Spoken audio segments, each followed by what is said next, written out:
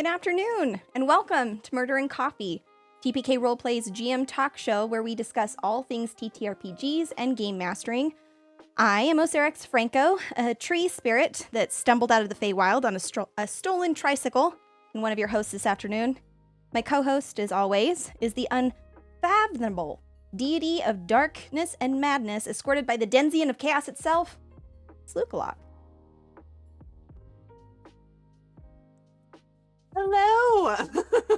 I didn't have it on right, but we're okay.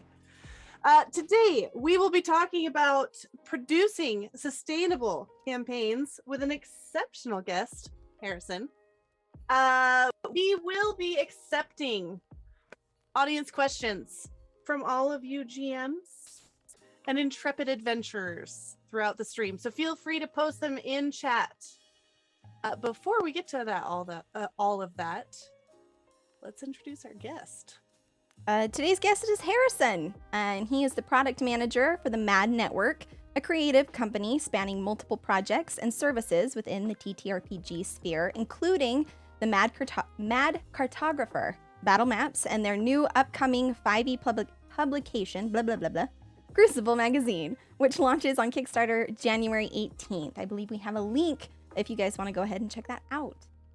With over 10 years experience as both a player and a DM, Harrison is familiar with a variety of systems and across a number of settings, including both homebrew and official modules. He's a lead moderator of the 50,000 user-strong Curse of Strahd Discord and subreddit community, where he was an early adopter of the Foundry VTT system and created enough instructional videos and guides that the Curse of Strahd Discord community has dubbed him the official Foundry Daddy. In his spare time, Harrison runs a number of campaigns and miniseries, including his own weekly Curse of Strahd campaign, which is currently 152 sessions in and is approaching its dramatic and, Harrison, really long overdue? I don't know about climax. Unsurprisingly, Harrison is therefore a strong proponent of what he calls long-form storytelling via TTRPGs, with some of his group sessions having been entirely dialogue with an NPC, hosting a dinner party, or even mending fences at a winery. Welcome to Murder and Coffee, Harrison. It's so exciting to have you here. Can you tell us what fine and lovely, what brew do you bring? Well, unfortunately, as we discussed before, my fine brew ended up being terrible brew. I went for some salted caramel coffee thing, and it was swill. It was over sugary. It's all sugar. I don't think there's any coffee even in there. My disappointment is immeasurable and my day is ruined. Well, I'm hopeful not totally ruined, because that bodes not great for us here in this moment. It's improving by the second. Excellent. Luka, you rocking anything out of the normal? You know me, I'm Stumptown all day, every day. Listen, I know I'm gonna be against the rules, but I actually have Rockstar energy drink in here and not coffee. You want your murders to be fueled by like hate itself. I is what need you're telling me. the extra murder fuel today. Oh no! That is what I need. No. Mm-hmm. Well, It's one of those weekends. I'm gonna just hoard my supply here and be very, very happy with my choices. I was waiting for Sarah to be like, "Joke's on you. My cup's empty." I know that would have been a baller move, but you saw this is true. We're going hard today, fam. I never want to sleep again. Your coffee involves alchemy there. It's a whole process. Sometimes you take enjoyment in the art of the making. You know what I mean? It's just like, this is a good little ritual to have. Soothing ritual before your murder. Yeah, exactly. Here, see, I've got a similar ritual. Oh my! It hurts me. That's a coffee mug, Luka. That's a coffee mug, Luka. That's our coffee mug, Luka. When I first got my coffee machine, I thought I'd try to sort out a coffee ritual in the morning. Got one of these smart plugs, and I won't say it, but the Amazon device with the name, I won't say it now because chaos will ensue. Yeah. But I thought, this is great. I can load it all up the night before. I can wake up in the morning and say, Amazon thing, turn on my coffee pot, and then the smell drifts up. It was great until the day I forgot, and I hadn't done anything, and woke up to the lovely smell of my kitchen almost catching fire. I don't have a coffee machine anymore. This is unfortunate. The coffee was kill. It escalated quickly. Yeah, this killed the crab. The robot that must not be named decided to commit violence against you. Yeah. So talking about violence and committing it in a way that's sustainable, we're here to talk about that, producing sustainable campaigns. To get us kind of started, though, Harrison, we talked a little bit about it in your bio, but what brought you to TTRPGs, and specifically to GMing? The TTRPGs, I kind of came to it from a weird end of the spectrum. I think a lot of people obviously know someone who was already into it, or they find like a group at a library or school. I got to it entirely through video games. I didn't have anyone around me who was into it. I'd obviously heard of Dungeons and Dragons, but the lack of knowledge I had about it, child me, was probably up there with like Satanic Panic level sorts of like, oh, I hear it's some sort of weird thing that people get up to. Or like the references to it in The Simpsons, which were like never from characters that painted it. So I knew it was a thing. But I found myself enjoying like RPG games more, like Final Fantasy and Golden Sun and all that. And eventually, someone gifted me Baldur's Gate 2, which blew me away at the time, because games obviously don't really come with even a manual now. You download the game. You don't even own the game when you buy it. You rent it. But back then, games had big boxes, like bigger than shoe boxes. I was of an age where a lot of the games with DDRM was, for like the Amiga, to make sure you hadn't copied this game, before you can launch it, type in word 7 of line 4 of page 52, and you'd be like, murder, and the game would boot.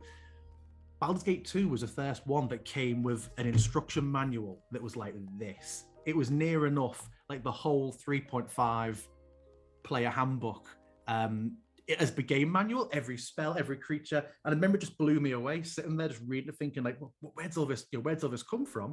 And that's what got me into like realizing that D&D was actually something that was very cool. I didn't know anybody who played it still until quite a few years later.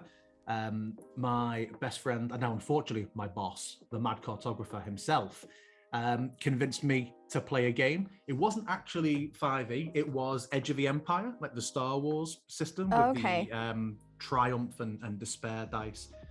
But he didn't play it in a Star Wars setting. He like brute forced it into a fantasy setting, which at the time I was like, oh my God, this is the most amazing undertaking he's ever done. And now you see everybody like hacking all these systems together. So yeah, we played about 2 years in his homebrew setting. My first character, well, you don't really have classes in that. You have many talent trees, but something like 40 talent trees, and you can dip into all of them. Eventually we did convert over to 4e, where I played a warlord, I think, for a little while. And then we moved to 5e, where I took over as a DM. I fell into the trap that I think a lot of people do, where I thought I was on holiday and I had no access to the internet or anything, and I just had a notebook, and I thought, I'm going to do like a little 1 or 2 part adventure. I'll just write up a plan for my 1 or 2 part adventure that I'll play for people. And now I'm a lead moderator on a 50,000 strong D&D module. It all escalated from there. It's a powerful drug. Like that. Yeah. Say what you will. Yeah. Say what you will about GMing. It's you do it once, and it chooses you. You are now a GM, and like that's what you're doing. And it's funny how like everybody's story is a little bit different, but there's common elements. I was just gonna do this one thing. It's like always the sentence. Yeah. I was just gonna run this one idea. And then it was a whole thing. Mm-hmm. I felt great as well, because I didn't realize how big the D&D communities were at the time, and I wasn't really. I mean, Discord hadn't really taken off much. I was a very casual Reddit user, so the campaign I decided I was going to do. Sorry, the 1 or 2 sessions that ended up turning into a campaign was like, wouldn't it be really cool when like going through and just like exploring this uncharted jungle and finding ruins and things like that. And I've been doing about 1 or 2 sessions, and then Tomb of Annihilation actually dropped. It came out, and I found it. I thought, no one's going to know about this obscure book. They're all going to think I'm really clever. And then straight away, it's like, oh, cool, from Tomb. It's like, No. Damn. So I was outed. My plagiarism in the hobby was immediately outed. This is I feel unfortunate. like before 5e, that was kind of the case, though. 5e was the first one where it's like you go and look up everything online, all the spells online. It was finally all on there. It's so hard finding all that stuff beforehand with 3.5 and everything. Yeah, I mean, 5e for me was like, that was the jumping in point. Because I had, I was very similar. I heard about Dungeons and Dragons, that kind of a deal. I had a group of friends who tried to play it, but they tried to pick up in 3.5. And it was one of those things where I was like, I'll watch and see how this goes.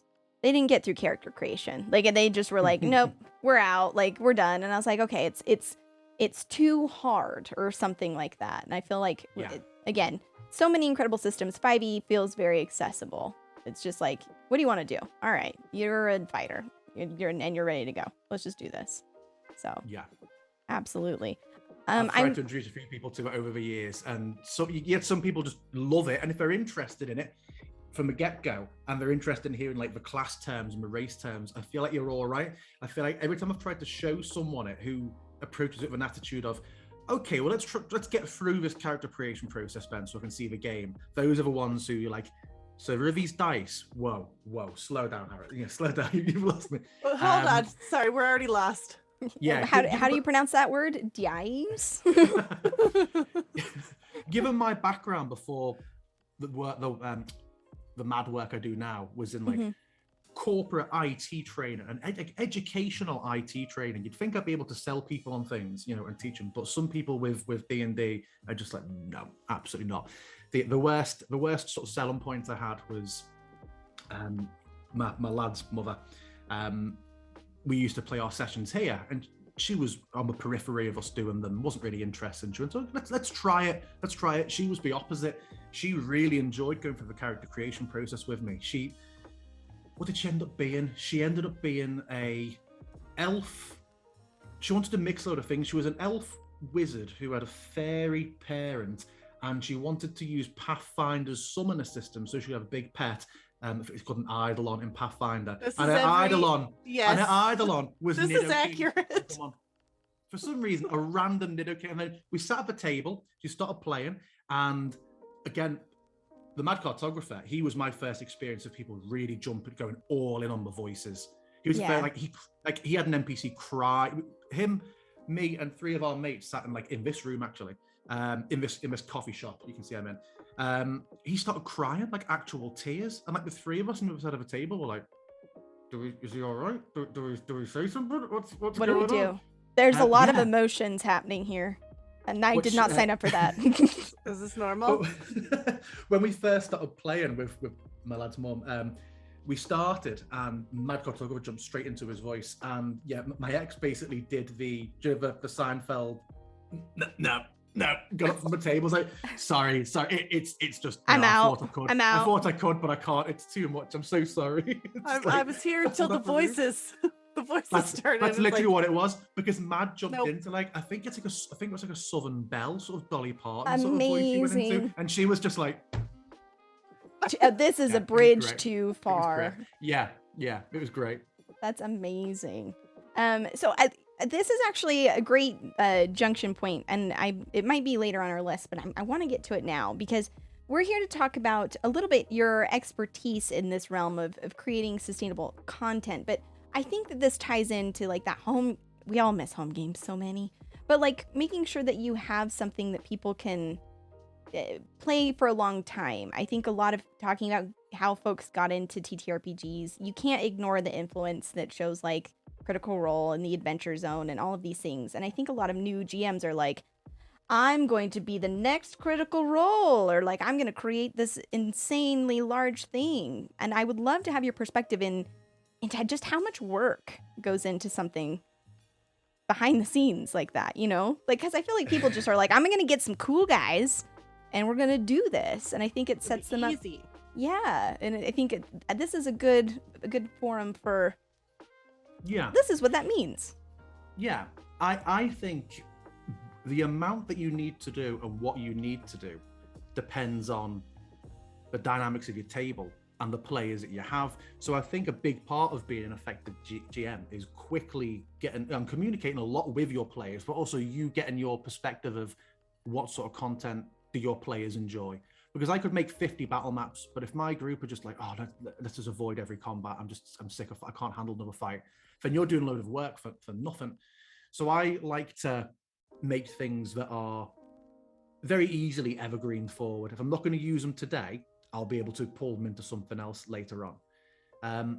With things like the effect of those shows, I think their influence is undeniable. I think they're fantastic for, I mean, watching Critical Role gave me loads of excellent ideas on how to handle, and how, even though I was not playing at a table at the time, on how things like when I go into my different characters' physical mannerisms and things like that can really help ground me in an NPC, because Matthew Mercer clearly is very, very, into that. And you can see him just sort of shift. You can tell even when he's the only DM so far I think I've seen not have it awkward when it's like two NPCs talking to each other. Whereas I know in my Curse of Strahd campaign, I even do the really awkward, like turn in my chair when I say one thing and turn a bit in the other thing, just to make sure. And it doesn't help with, in Barovia, most people's accents are the same. So my group always catch me on like, and which one said that? You're like, no, it doesn't matter. It doesn't matter which one said it. They're going to try and kill you anyway, so let's just move on. Yeah. Yeah. It's fine. Definitely. I feel like the biggest challenges with losing that in-person aspect is the logistics of handling all the social dynamics and like the communication dynamics at a table. Mainly the lack of face-to-face. So I played table games, infrequent table games, because the MAD Cartographer lives very, very far away from me. He's a whole hour's drive away, which here in England is a big deal. Yeah. We never see each other. So we would play every 5 or 6 weeks. So we'd make it obviously like a 7 or 8 hour right through the night session. When I went into playing online, it was, oh great, Discord's great. But I didn't appreciate fully how much you lose when you don't have webcams mainly, how much you lose all like that social nuance. And it was only until I became a player in a game later on of someone who was like, oh, we don't stream it, but I'd like us all to have webcams on. At first I thought, it seems a bit weird if we're not streaming it. But immediately I feel like you avoid so many of the problems that start off as non-issues and then can develop at a table where there's only one voice channel. You can't always tell when one of your players is intending to speak or to speak up. And if they're not very assertive, they don't get to speak, and that can snowball into a problem. So even on webcams, seeing someone going, as a DM, you can then let someone finish what they're saying, and then, oh, Sarah, and you want to say something there. And I feel like that is a massive, massive help.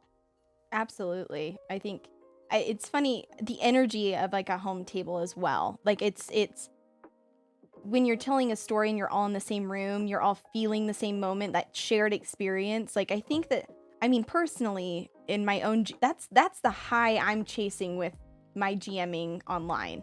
If I can make people feel like they're all in the same room experiencing like a thing, like that edge of your seat kind of like kind of vibe, I'm like, yeah, we did it. But I think you are up against a lot with the digital in that regard. And you mentioned too, like home games, running 7 or 8 hours in a home game, running 7 to 8 hours on a stream game, like they're very different.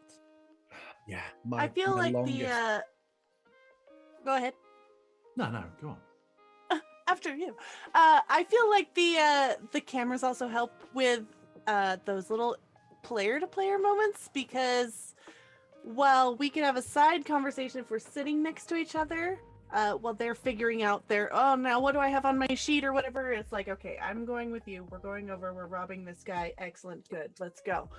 But there will be times during games where something will happen and I will make eye contact with another player, and we're like making faces at each other across the virtual table, where I feel like it kind of gives that sense of a little bit like we're in the same room, like we're both looking at each other like, do you see what's happening here? Yes, we are on the same page. We are going to handle this in just a second. We've got it. I think like from the quite almost like authoritarian, like I'm a DM, I'm running a table position as well. It also helps because if they can't see each other and engage in the moments, you know it's a matter of time until some players just tap into something for a second and just check something for a second, and then they're not engaging and it rolls around to them. And a part of that, I think, is getting the right players at your table and, you know, getting people who are invested. But I think everyone's been guilty of it at some point, and it's one thing having everybody. Yeah, absolutely. When you're at a table, obviously, I know a lot of DMs just say, like, you know, no phones at the table. And I feel like having the webcam keeps everybody, exactly like Luka says, but sort of engagement.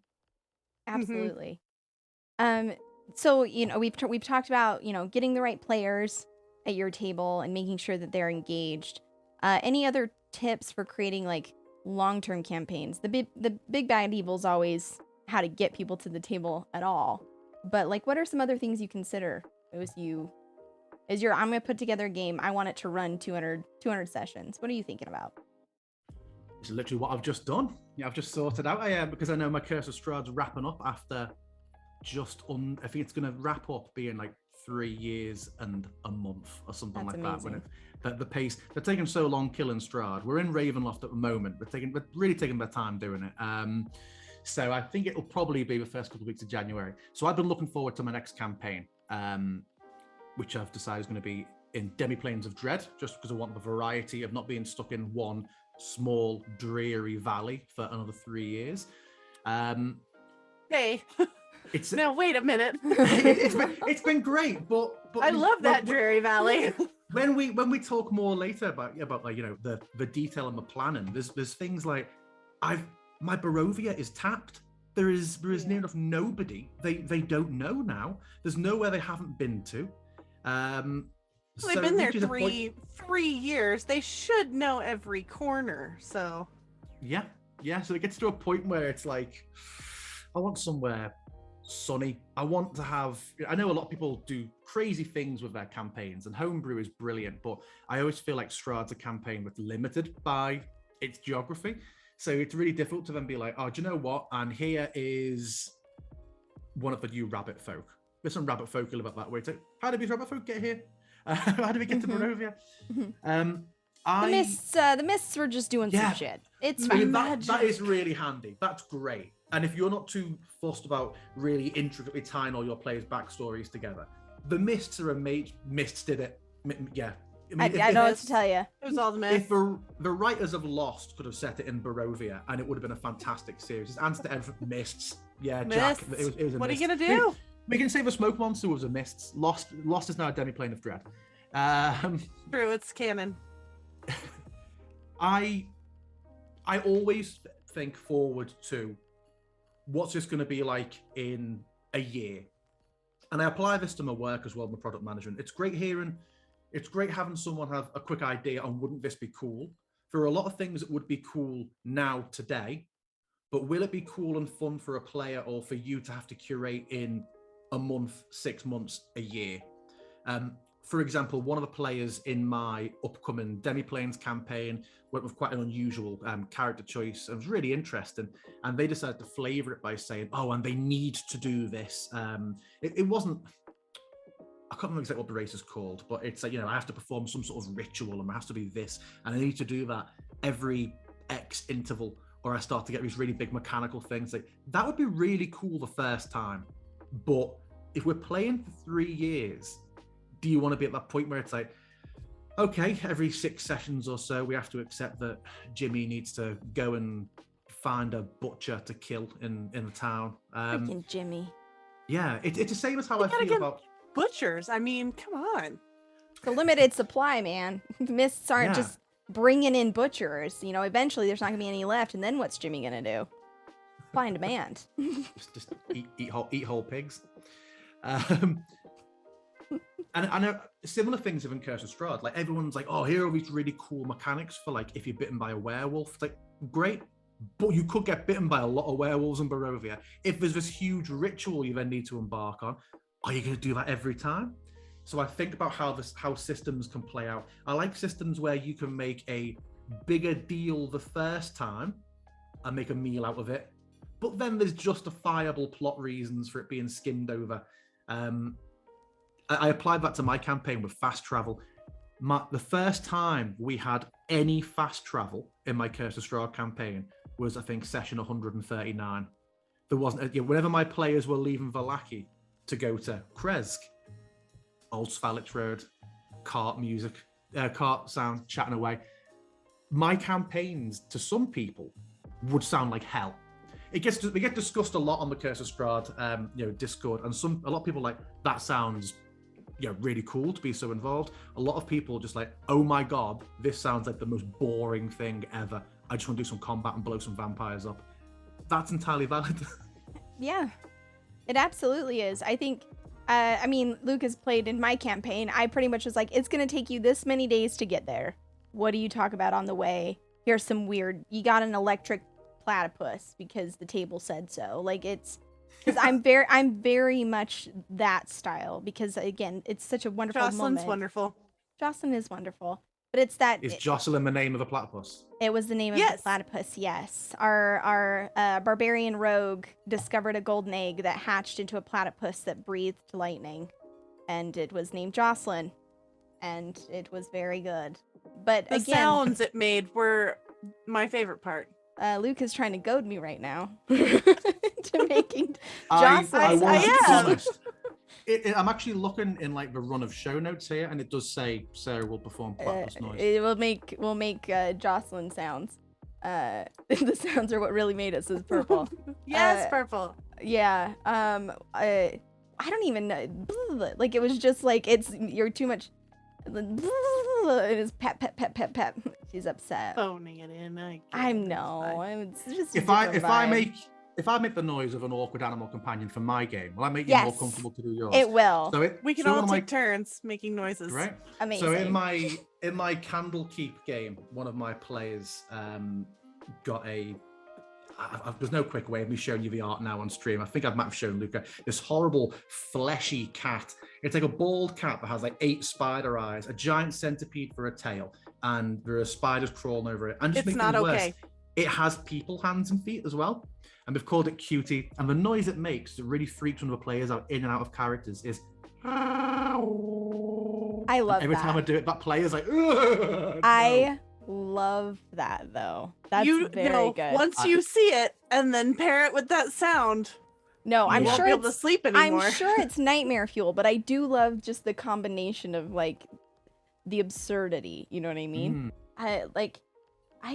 Jocelyn was grumpy, so it was like, it was just like a lot of that sound, like like just grumpy,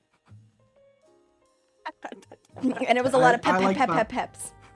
I like that absurd juxtaposition in the jungle campaign I was telling you about earlier. I did that new DM thing of like, oh, there's all these cool systems. I'm going to do everything. This is my very first exploration into D&D. I'm going to make my own crafting and herbalism system.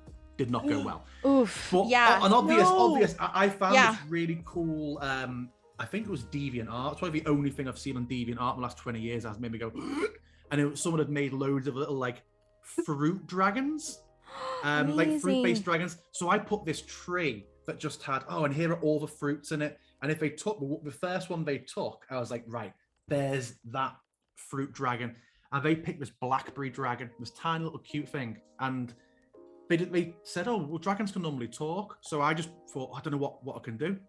For some reason, this tiny little blackberry fruit dragon ended up sounding like Sean Connery, but saying things that were like, basically, I just used to say things that for some reason that were like, I don't know if you've played any of Civilization games, like Civ 4 had Leonard Nimoy do all the tech discovery voices. So everyone's like, once a day I can talk to him. What's the matter, Abe? He'd be like, a rolling stone gathers no moss. It's like, what does it mean? What does it mean? This is my favorite thing. And to this day, they still mention Abe.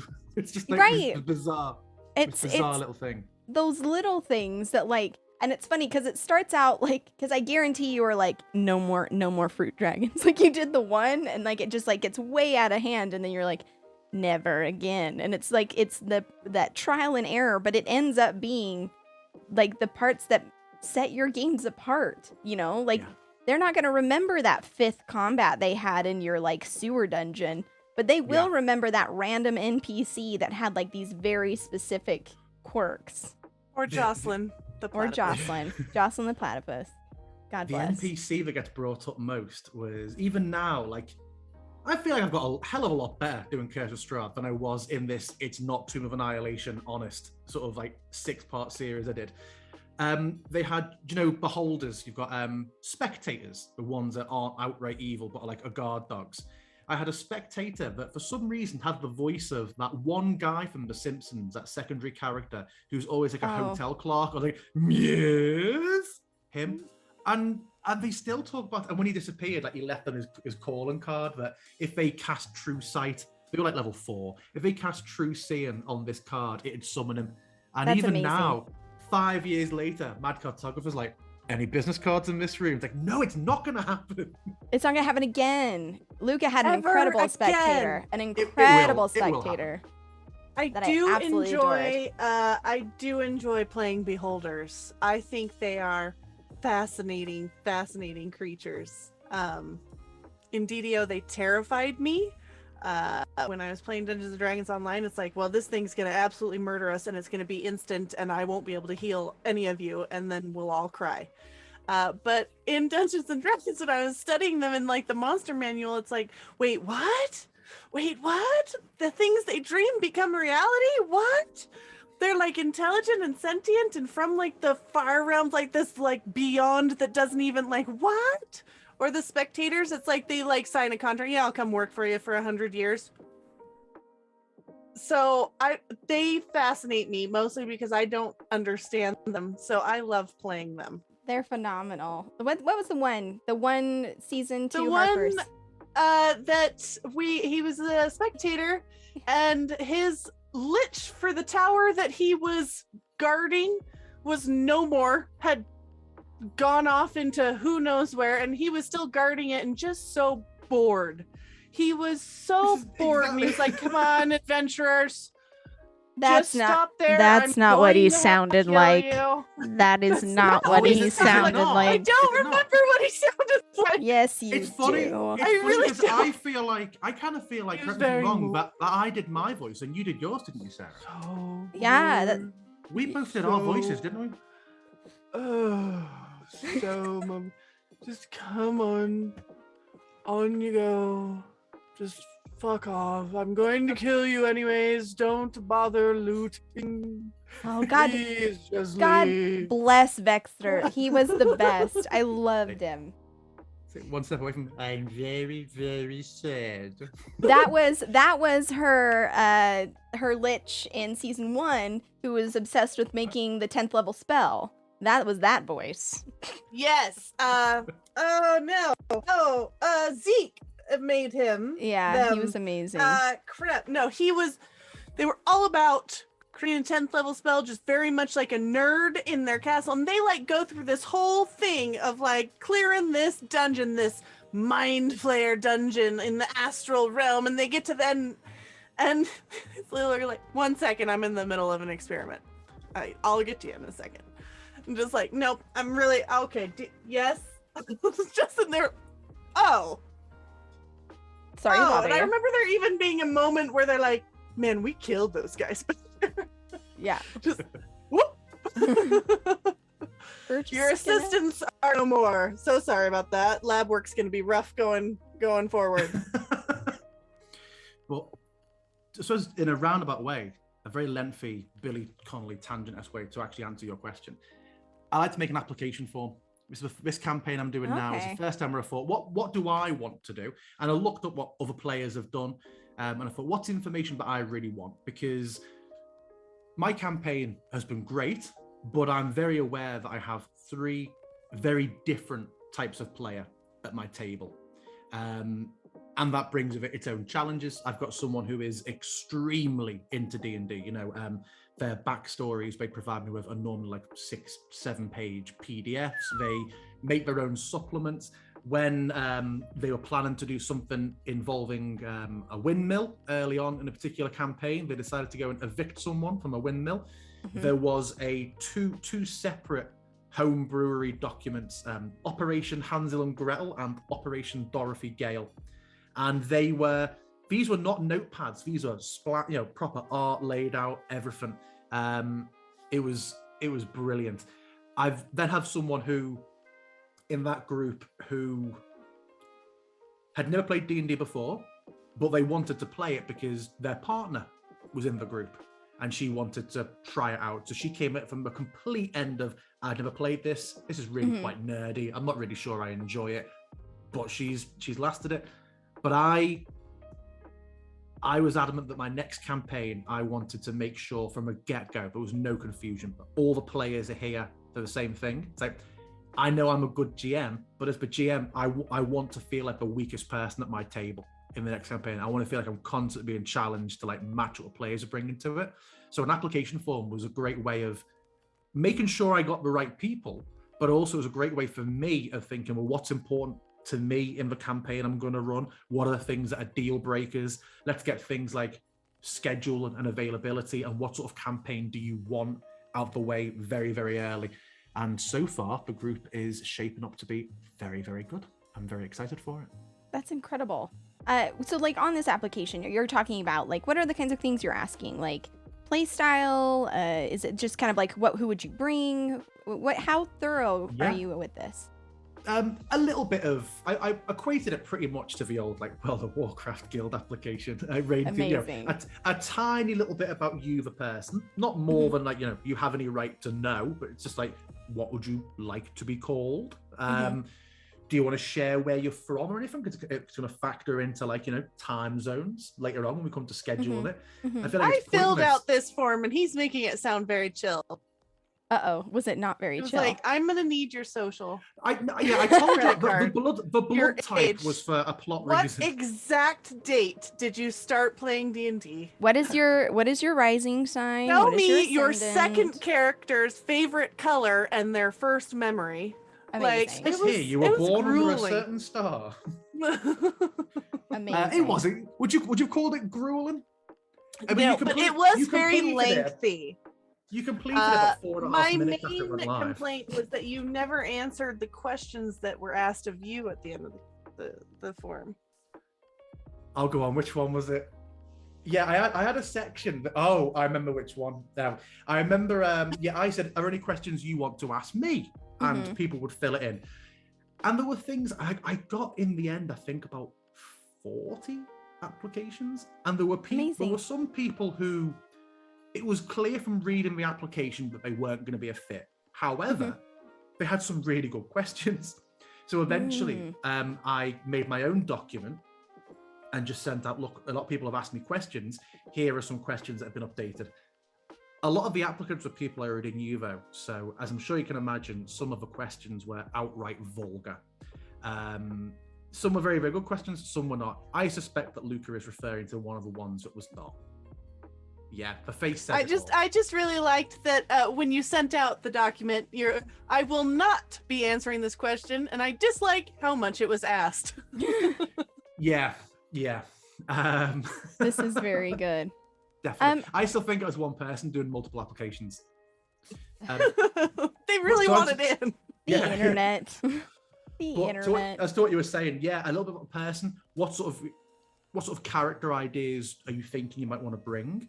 So that I could get an idea of, because so much of Dungeons and of TTRPG is, it's subjective, isn't it? Someone might think, I'm a really, really big role player, and actually they go to a table and you're like, oh, okay. They think that murder hoboing, because what their character would do is role playing.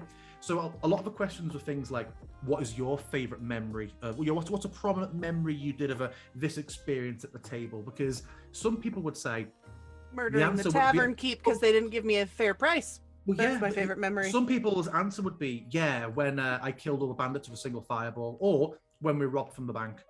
But someone else would be, here is a background, here's this or that. And for me, that was like this person is bringing what I want to be selling in this campaign. I think that's such an important distinction. And I would love to hear Luka talk about a little bit more about it as well, because I think your perspective of running larger casts is relevant here. But it's the more conversations we have about the GMing side, it's that importance of communication and making sure you find the right people to play with. Like, my heart always breaks when I hear these like horror stories of like, I went to go play in D&D or, you know, Monster of the Week, insert TTRPG here, and it was hell. Like, it was really bad. And I'm always like, ugh. So like setting people up with the right expectations of these are the kinds of things that are important to you at the table, I think is, and particularly if you're, because we're going to embark on a journey together. Like, we're going to be here a long time. And like, yeah, we'll be able to work through some stuff, but if you can get that image up front of like how this might play out, I think that's brilliant, you know? And like with home games, it's like, I'm just gonna say it. There are those one friends that you have that are like, I would love to play D&D, but you're never gonna invite them because you know it'd be a horrible time. Like, you just won't.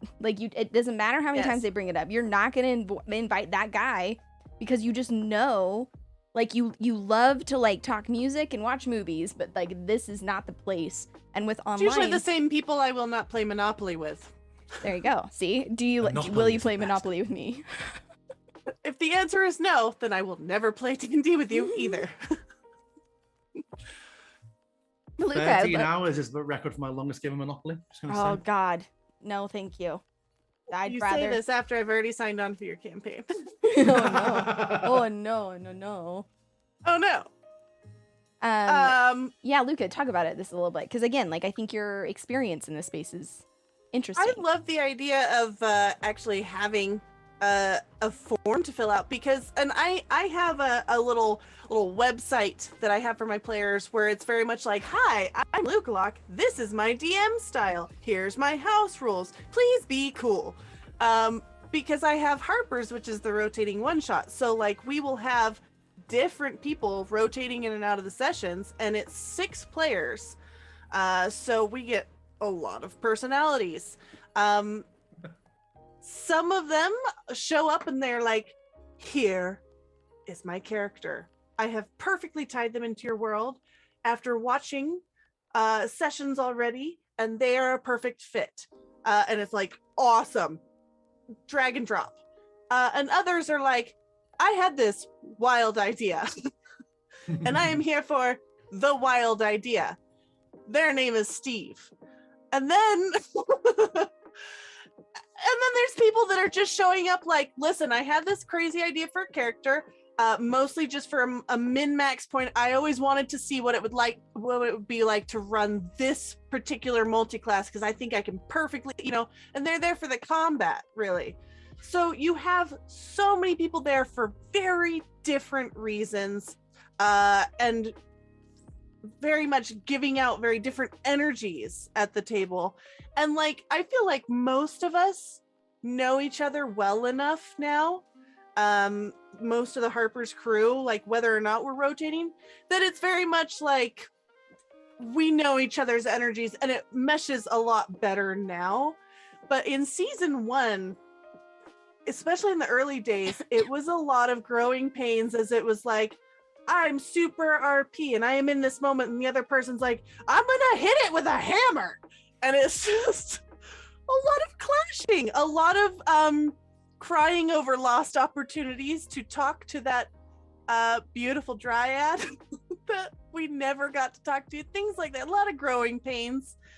So I feel like forming the form to try and figure, not necessarily to like cut away the chaff, but more just to, I want to make sure that this isn't going to be a one shot. So I want to make sure that if we're all going to be having to stare at each other's faces for 3 years, that we are all here for the same reason, bringing the same energy, wanting to tell the same kind of story. I think that's like key for long form campaign. I would tweak that a little bit, because I don't know if it's necessarily the same, but maybe complementary.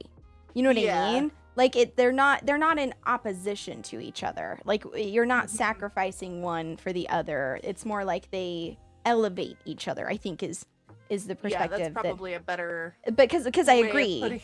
Because I agree. Like, even in my, if you sit at my table and you have not played with me before, you can expect to get a list of 3 rules, just 3, and it's like, this is how I live my life, and if you're cool with that, great. And then we can talk through it.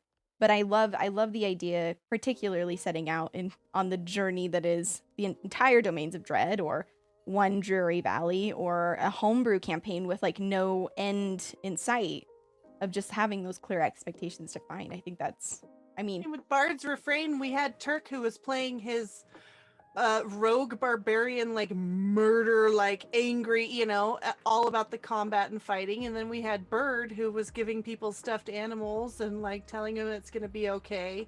right. But like Right.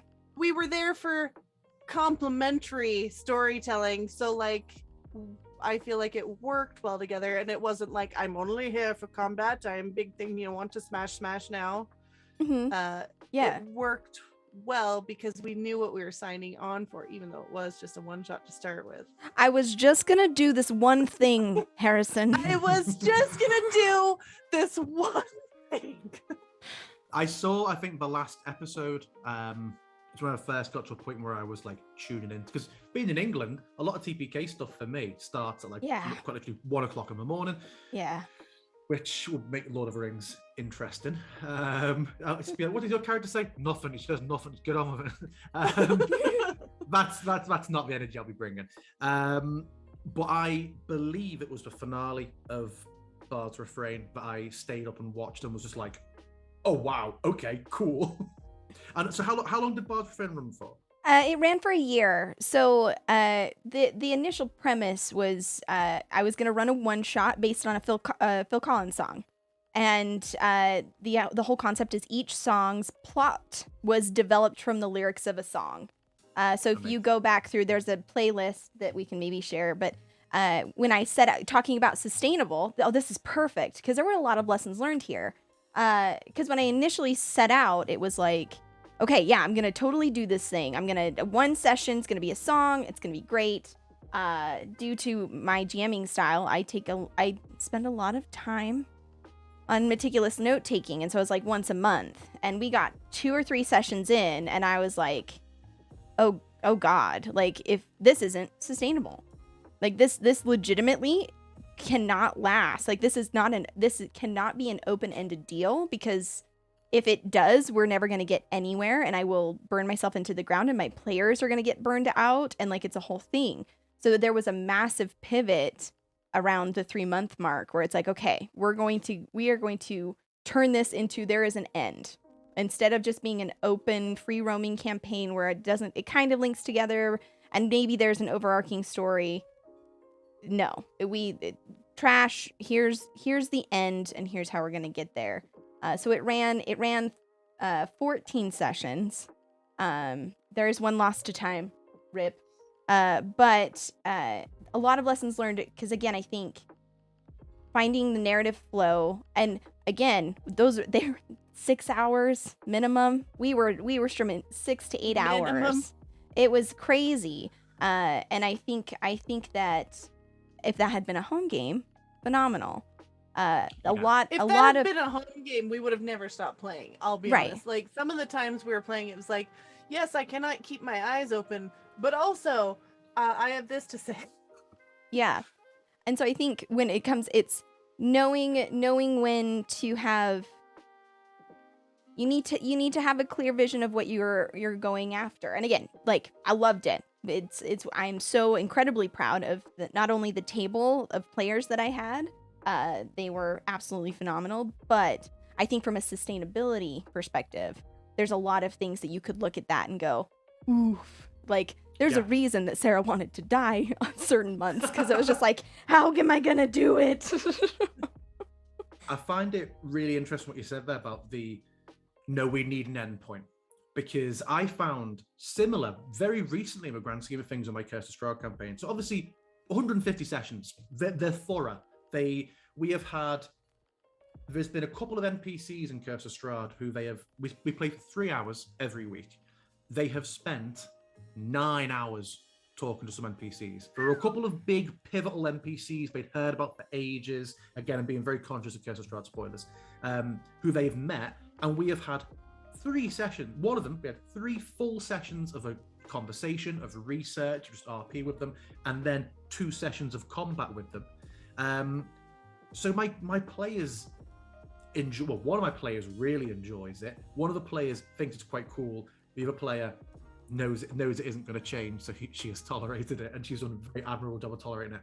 But we found, for no particular reason, because we're all completionists as well, we hit around the session 135 mark, where near enough everything was done in Barovia that they knew about, except one or two small things they could address and Ravenloft. And we all just felt this shift in energy at the table. It was just like, no one's unhappy with the campaign, but character arcs pretty much feel exhausted. Feel fully ran out in a way that, again, in a stagnant valley, everyone just suddenly felt we're really ready for this to be over with. Not that there's a problem with it. It felt like when you do every side quest in the game, and it's like, let's get to Artemisia's castle. We just need to, to do something. So we've got a very strange energy at the moment where I'll be very sad for it to end. Yes. I'm very, very excited for the change of starting my next campaign. So we're all just like, hey, that's why I said the first time we had fast travel, because there's a mountain pass you head up at one point if you choose to in Curse of Strahd. And I think it's about 6 or 7 pages in the book. It was 18 sessions for my group. I made it a full-on, you buy winter clothing, I make all this content, like an absolute slog up. We didn't even fast travel the way back from that. But now it's like, you're going inside of Barovia, you're there. You want to go to the castle? Good, you're there, you're inside, let's go. Right. It's a couple of things that you said resonated with me, because it's like, if the players are having fun, great. You know what I mean? Like, that's something you said earlier. If the players are having fun, if you're streaming and the audience is enjoying it, take the win. Just take the win. Yeah. It might not be playing out the way that you think, but just go for it. And I think endings are good. You don't want to say goodbye, but like, it's the endings, because it ends is what makes it special. You know what I mean? Like, everything ends. That's just an inevitability. But being able to approach it with like grace and everything is phenomenal. And then one last thing, because Luka does need to get credit for this, is Cole mentioned in the chat that Luka said, pick an ending and work towards it. I picked my ending of, I want to end this on a Rickroll, and we're going to work towards that. It was the best thing. It was the best thing. I'm still, to this day, so proud that I Rickrolled all my friends. Like every episode, I didn't really get the song until the very end, and people are like, I can't believe you did that. And I was like, what? It was choice. Every single session. I think from the perspective of like, I want to be able to do this for a while, recognizing that you can't do it forever and planning for the inevitability of ending is really important. And did you play a Rickroll, or did you like change the dialogue enough that like an NPC, a couple of lines in? So he was quoting lines. I was quoting lines from the song. The NPC, so it's Rick Astley. The NPC's name was Richard Staley. I just kind of flipped stuff around a little bit. I introduced him in the 4th session. We really should have seen. Yep. His hench people were Aitken Waterman and I can't remember the third one, but they were the producers on the single. Like, I was just peppering shit in there. He had like a 5-minute monologue in the 4th episode. I had introduced him, and I was like, I was so stressed for that session. I'm like, somebody's gonna hear it. Somebody's gonna hear that I am like Rickrolling like right now. He had like this monologue. He was, this. I had to convince him he was a good guy. To be fair, we were pretty messed up from magic, from tables. Correct. So you were saved by chat messing with us. It's true, but he had a whole monologue about how he was never going to give up on the people of this city, that he wouldn't let them down like others had. He wasn't going to desert them to the like chaos that the rest of the like government like agencies had. Like a 5-minute monologue. And it was like, when I got through the end of that, I just sat in my chair like after the end of the session. I was like, I think I did it. I think I got it. I think I got it. Because it was just, one of those things. It's those. And then I couldn't talk to anybody because all my GM friends were in my freaking table. So I was just like screaming into the void of like, fuck. Cries and harpers. Yep. I'm going to suggest, we've been going for about an hour. So I'm going to suggest that we take a quick break. We're going to refill our coffee or get better options, perhaps. Yep. I finally got delivery today of my nice 16-year-old Lagavulin, so I'm going to pour myself a nice whiskey to come back. Phenomenal. So chat, go ahead, go hydrate or refill, stretch. Think of some questions for us, because we're gonna keep going here with Harrison, and we will see you guys in just a bit. And we're back. It's like we never left. Luka, I know we've got some chat questions, but we had a couple that we wanted to kick off this second half with. Can you Yes. kick us off? No, keep it on. Yeah, let me just take away the Cthulhu hood here. So what I wanted to ask you about is, well, first, can you tell us, because the question I have kind of leads from there, tell us about your work with MAD Network, MAD Cartographer, and the upcoming Crucible Magazine. The Mad Empire. So yeah, I am the product manager for the MAD Network. So that started off as the MAD Cartographer made his battle map Patreon. MAD originally started being for map a day, because he decided that he could create a map and release it every single day. So he nearly died, and then decided like, right. this is not sustainable. He was averaging about an hour's sleep every other day for about a year. So it ended up being, it's called MAD Cartographer because he was mad to try and do a map a day. But it's grown and it's grown. And as it's grown, he's taken on other artists who now work alongside us, and just collaborations with other content creators. Done very, very well, to the point where he's been able to bring me on. I've been able to leave my old day job to do this as my full-time role. Yeah, absolutely living the dream. Goals. When he started doing it, he was like, one day we'll bring you on. We were talking about a Ren Fair. I was saying, Ren Fairs just aren't a thing over here. I was like, my God, when you see like Ren Fairs on American TV, I want to go to one of them. And he said, one day I'll get you working with me and we'll go over to one. It's like, yeah, really funny. But then we're doing it. So because it's grown and there's always different people to sort of manage and check where people are up to. And at the end of the day, Mad is an artist. He wants to be doing his art. He doesn't want to be caught up in all the minutiae of organizing the business, which he does and he's exceptionally good at, but he wants to be able to spend more time on his art and coming up with ideas, following ideas like Crucible Magazine, which I'll talk about shortly. So my role is handling a lot of the social media currently, but also liaising with people and seeing what's on track and what's being done, what's upcoming, where are we up to for different things, lots of organizational tools that are used. And I think really it's just organizational skills and being able to approach and talk with people and establish from any conversation, what's actionable by who. It's all very boring corporate skill sets, but applied to a very, very interesting hobby, which makes it interesting. No, I'm here for this. I'm here for this.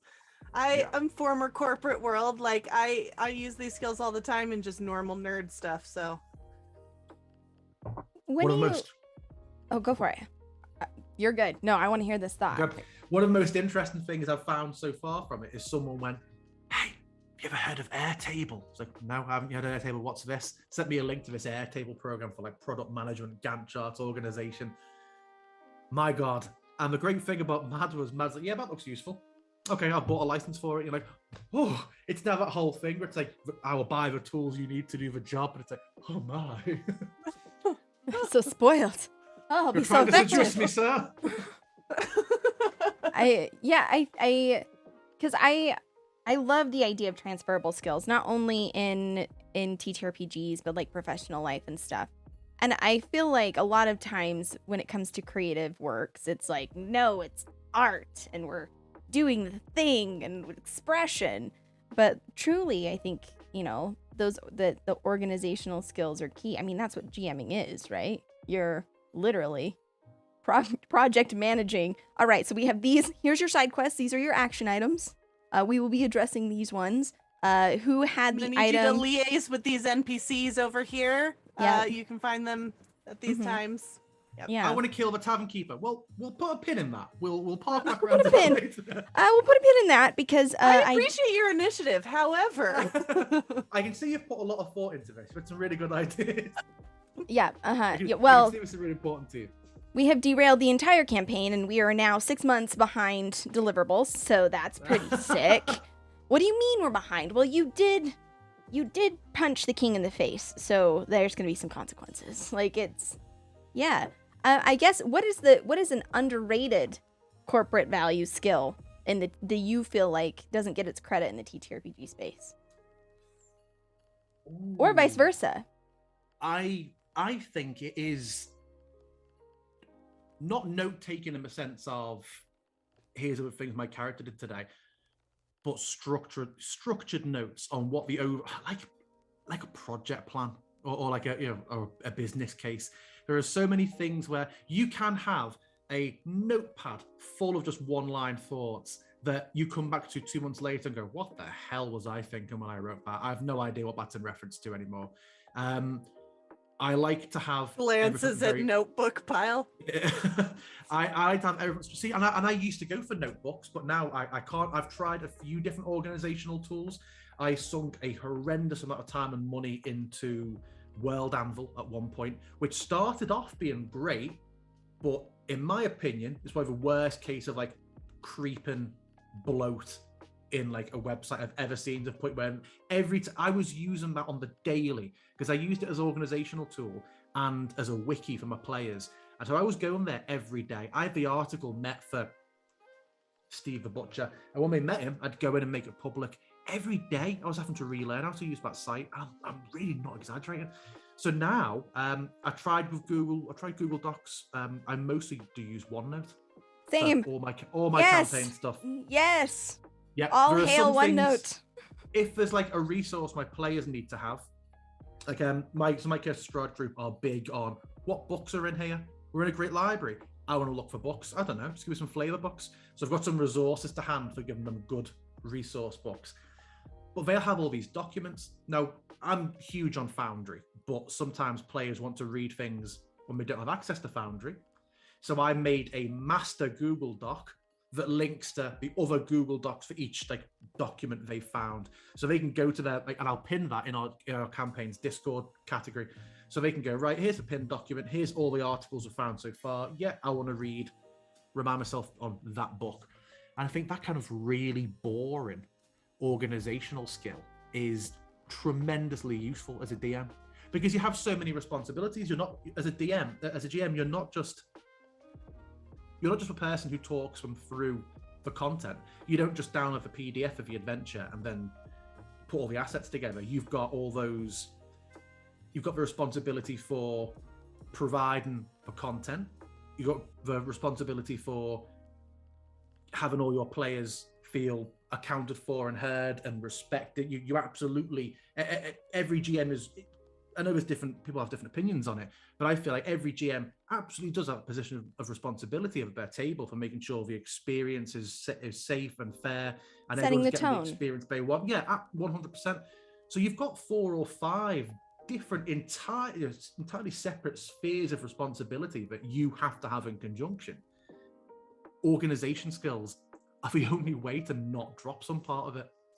I completely agree, because I think it's speaking to that sustainability piece again, we're kind of tying back to stuff we already said, right? Like, it's so easy, particularly being a new GM, is like you jump in and you're like, I'm going to do all this stuff, and you don't realize the scope of the responsibility, right? Like, I'm going to create my own crafting system. And it's like, okay, great. But like, they want to know what this temple is made out of. Do you have your own like stonework, like ideas? You know what I mean? Like all the different little things that can come into play, and being able to like know, like, I think there's the improv aspect, the quick thinking for sure.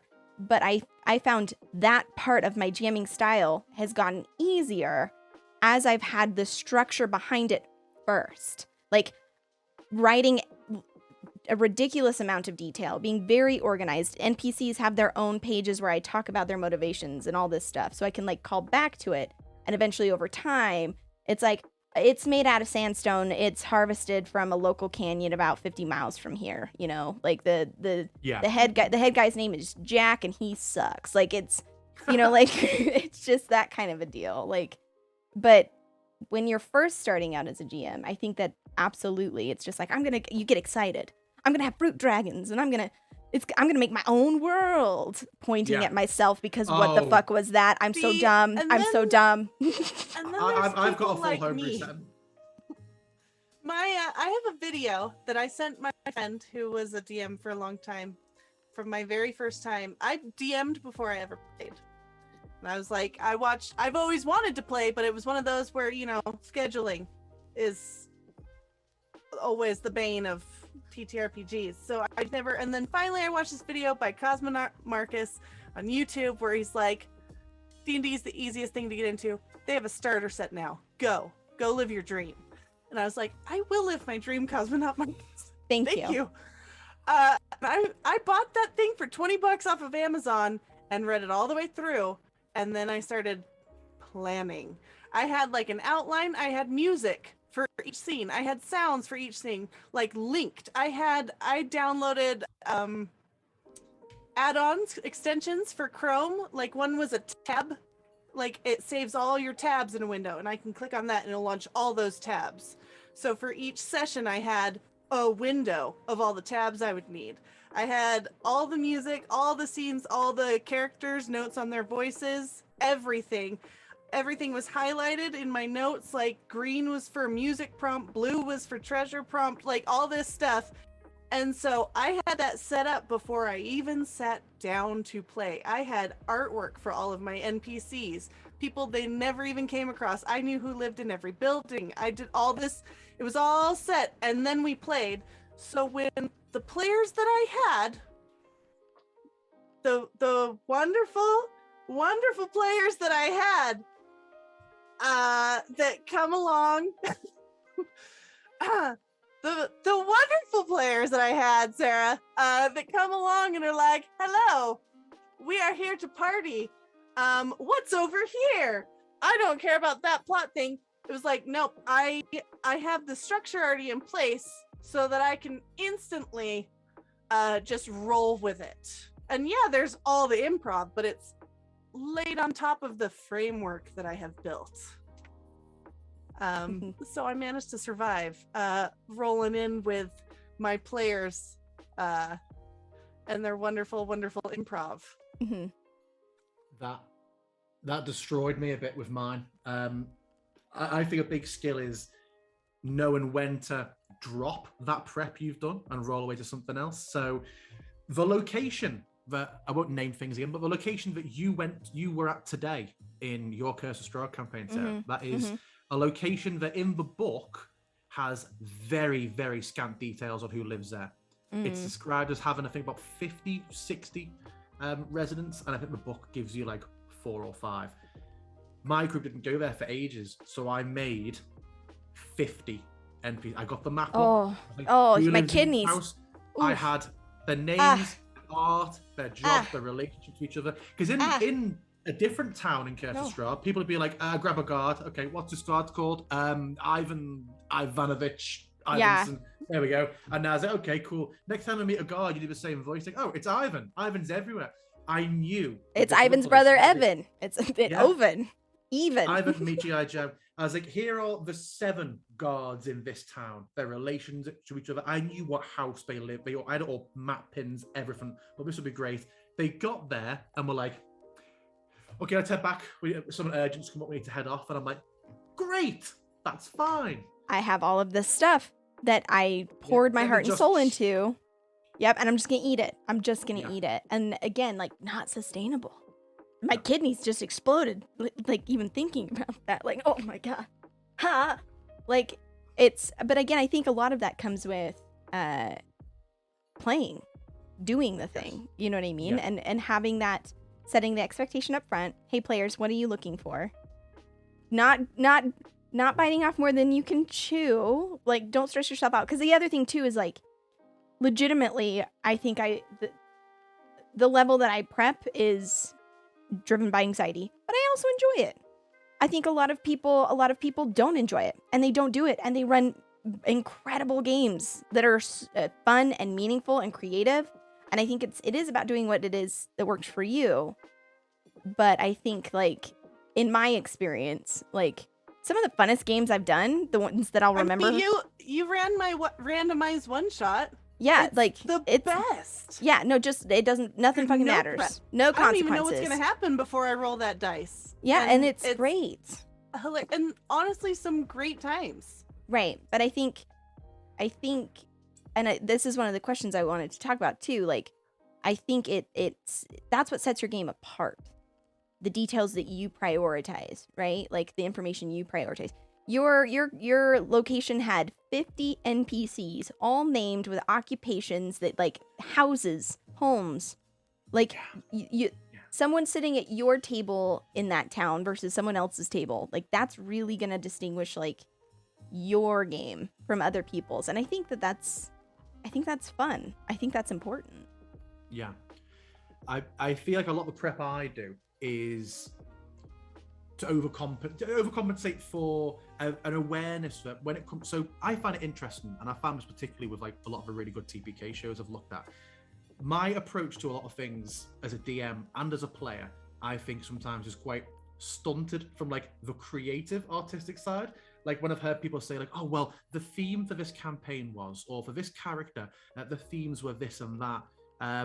Like, Luke was one of the first people that showed me, like, oh, here's, like, the prompt for making a playlist for, like, your character. Just stuff that I had never really thought of. And I know that if someone's, my Curse of Strahd has been 150 sessions. It's been great fun. We've had some unbelievably powerful moments, but I feel like you can only fully appreciate when you are slow dripping a plot and building things. But I couldn't tell what the themes of our campaign were unless I opened up the Curse of Strahd book and went, apparently it's so-and-so. Because I don't have that sort of personal artistic flair. So for me, the preparation and the access to all those tools and resources is to present stuff where, despite my own creative shortcomings in some areas, I can still present a strong experience that players find engaging. Mm-hmm. I think that leads really well into one of the other questions that we have is, what kind of stories do you think interest, from the streaming side audiences, but more specifically your players, to, like, get that long-term buy-in, get that sustainable buy-in? What kind of stories do you think? I think you always need to throw away the story that you think, oh, it'll be really cool, I'll do this story for my players, because they'll never find it interesting in exactly the same way that you're thinking about it.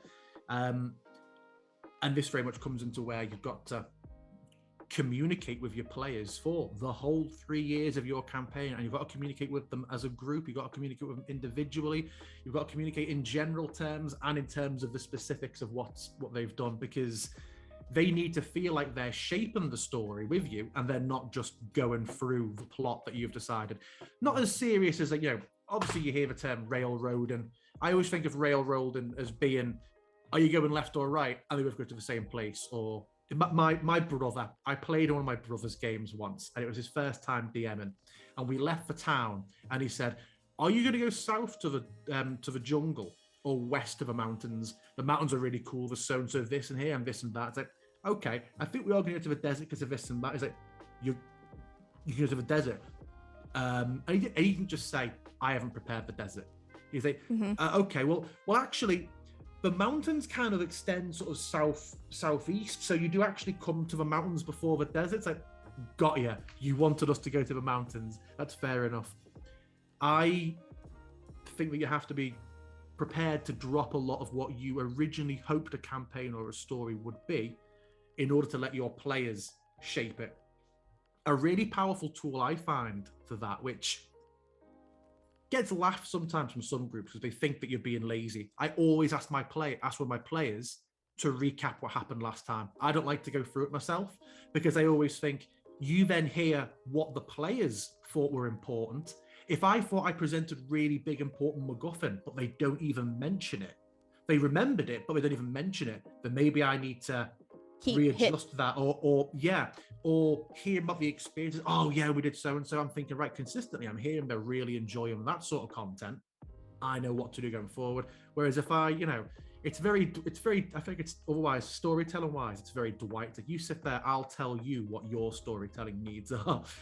So yeah, I do like to get that from the players. Yeah, I think that's brilliant. And that was always the anxiety. It's like, so I've introduced this concept, but did you pick it up? Do you care? Like, is that motivating to you at all? And I think normalizing just asking, hey, what did you think about this? Like, I think there's this like urge to never show your cards. I have to be the mysterious GM that blows everyone's minds. Like, it's no, dude, you can just ask. No. No, I discovered this in Harper season 1. It was like, for half the campaign, I had been laying these clues and bread. No one had any idea that there was even a plot. They were like, we're just showing up for the one shots. And so I was like, okay, I am hiding my cards too much. I have curse of knowledge here. I need to, and then it was like, here is what's happening. And I just started being so heavy-handed and quite frankly just very obvious with all of my clues, and they figured it out very soon. But the key is that didn't really stop what was happening. They like knew what was going on, they knew the plot, but it didn't end the story right there. Like, we've solved the case, campaign over. It, like, here's what's going on, what do we need to do to stop it? And then like that creates a whole thing. And I ended up adding in the 3 liches as a whole unexpected campaign end cap, really, just based off of them researching and trying to find a way to stop it. Absolutely.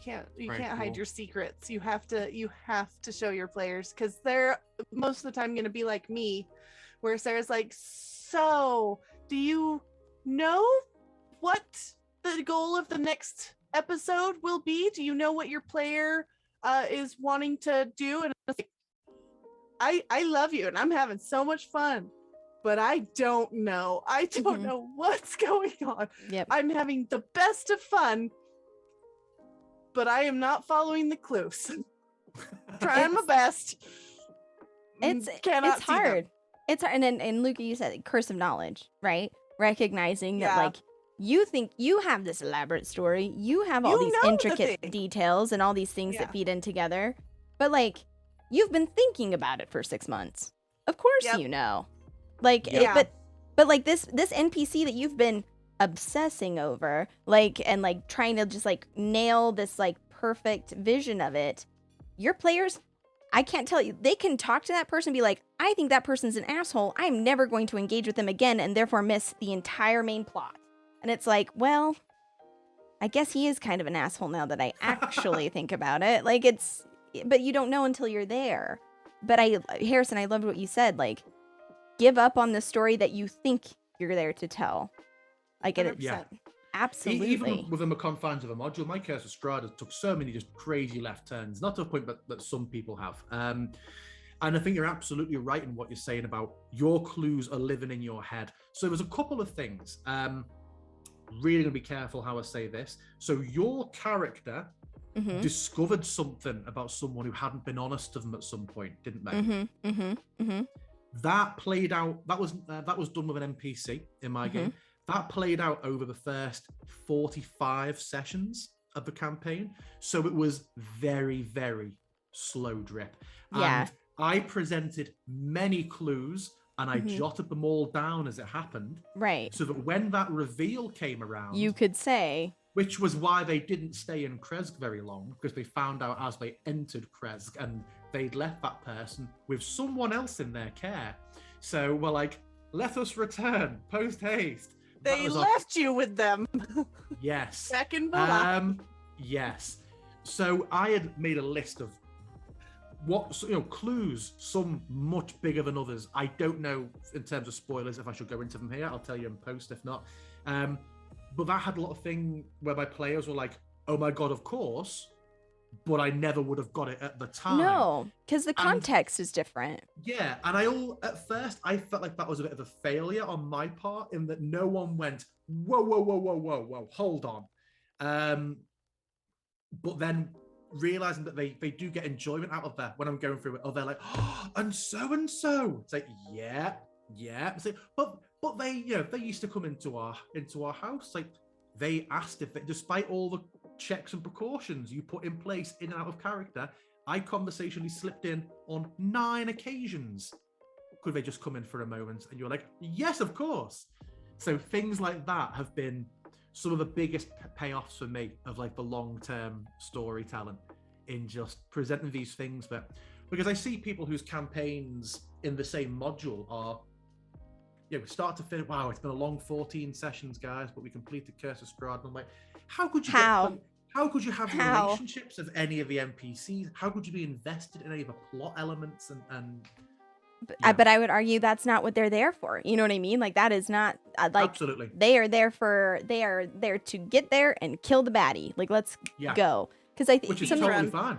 Yeah, something you mentioned earlier, you're like, I have multiple sessions where, like, my characters are talking to my NPCs, and I'm like, yeah, like, because one of the challenges, particularly with Curse of Strahd, but I think, like, mystery or, like, when it's trying to, like, get the information, because, again, context matters. So, like, the players might be asking the NPCs questions. They might be engaging in dialogue, but that doesn't mean that dialogue is helpful.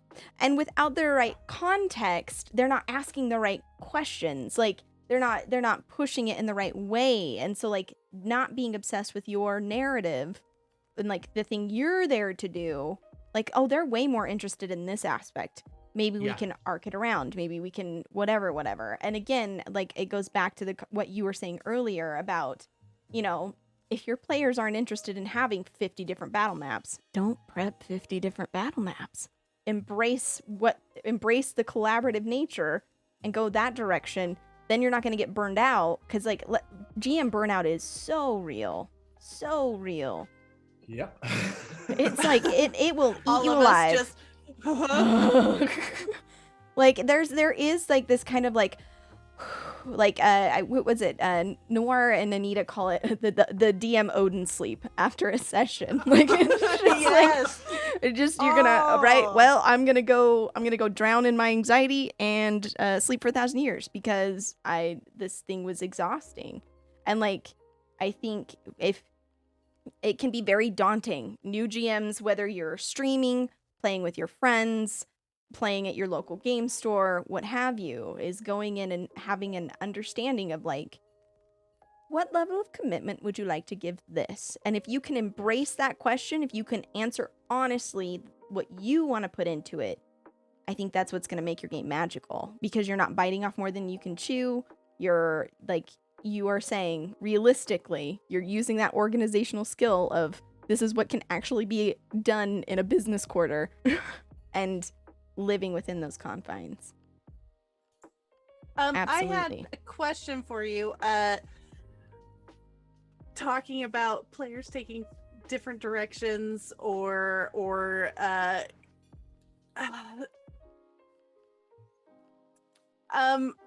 what I was going to say is, how have you ever had a player that's completely changed the plot? Because Sarah's talking about arcing it around, but, like, I feel like sometimes you've got to go just this way now. And there's no arcing around. There's no bending like Beckham. We are in an impasse. You are just changing the story. Not in, like, a world-breaking, you have just created a multiverse sort of effect, but I have had 2 players who have been like, okay, here is the trajectory that I think my character's plot development will take. And then has been like, dark powers, interesting. One of the players in my Curse of Strahd campaign, who is, like, the strongest RP, one of the strongest RPs I've ever played with, he was playing a character who used to be a cleric of Lathander growing up, had some huge personal tragedy at the hands of the cult of Velsharoon, if you feel familiar with that minor deity. It's a minor Faerun deity of, like, death and decay, I think. Members of this cult killed his family. He swore revenge on them, and he wanted to hunt them all down, and he wanted to eventually kill Velsharoon. And he got to a point, so to do that, to keep Velsharoon alive, to kill him, he had to believe in it. He went in a very Pratchett style, gods are directly nourished by their belief. So he tracked down and killed every single other person who even knew the name Velsharoon, and that's where our campaign started. And he was very much like a very, very darker take on Constantine, I think, sometimes. Really, he was an occult investigator. He was an absolute alcoholic. He had killed many innocent people just for knowing a name, and he was a very, very troubled character. Over the course of a campaign, he started to, again, because of the length of a campaign, in a very slow soul, think, oh, this is the session where I believe in Lathander again. No. It was very gradual. He had lots of arguments and very bitter discussions with like some of the Barovian priests. And he started to rediscover his faith in Lathander to the point where it became significant enough that my whole trajectory for him kind of fell by the wayside, because he did a whole session that was like him, the whole ceremony spell. He made a full session out of doing the ceremony spell. We had a couple of one-to-one sessions. We changed his cleric domain back to life. It had been grave for the campaign, but we changed whole character change. I thought, great, that was a really cool, interesting take. And then talking to the dark powers. So then I had a dark power that I tailored to each of my party members, and he was very much. I think I sort of hoodwinked the player as well as the character and got him to find it appealing. So now and then things haven't gone well for him, and he's questioning Lathander. So I've got an NPC where I thought, here's the trajectory he's going to take, and now he's got like 3 different deities all wanting a piece of him, and depending on, and it's just his trajectory is a flag in the wind now. Right. That took a lot of work. Yeah. Well, because now it can go so many different directions, right? Like I think, and how do you account for that? How do you account for that? You can't. You can't. Yeah, I just think you can't completely lock into yourself that these are the things that I know will happen in my campaign. I always like that. Here's where I'd like to get to, and here's how we'll get there. For the longest time, my group were like, I know he's the bad guy because his cover's on the module and it's in the name, but Strahd's been really decent to us. I think maybe he's not the baddie. I think maybe there's other stuff we need to do. And that's a whole separate talk show I could do about why people should not make Strahd a sympathetic villain or romanticize him. But right, there's a lot. Yeah, problematic. Oh, yeah. But they were like, he seems like a really decent guy. I think we need to help him out. So for me, that was like, yeah, I need to readjust that perception of theirs and just really turn up Strahd being an arsehole. But yeah, that risked derailing my campaign.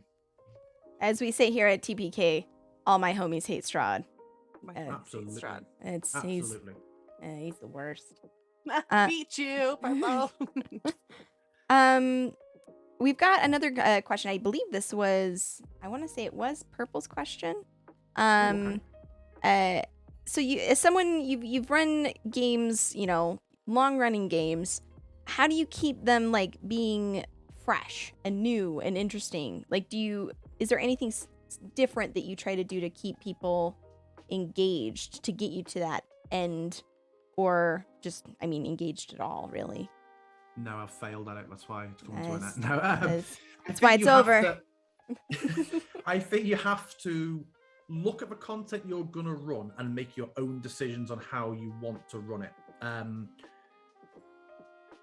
Don't just throw things at players because the book says that's where they get it thrown at them. There's a lot of stuff where I have either side content that I want to make for myself or very different sorts of content.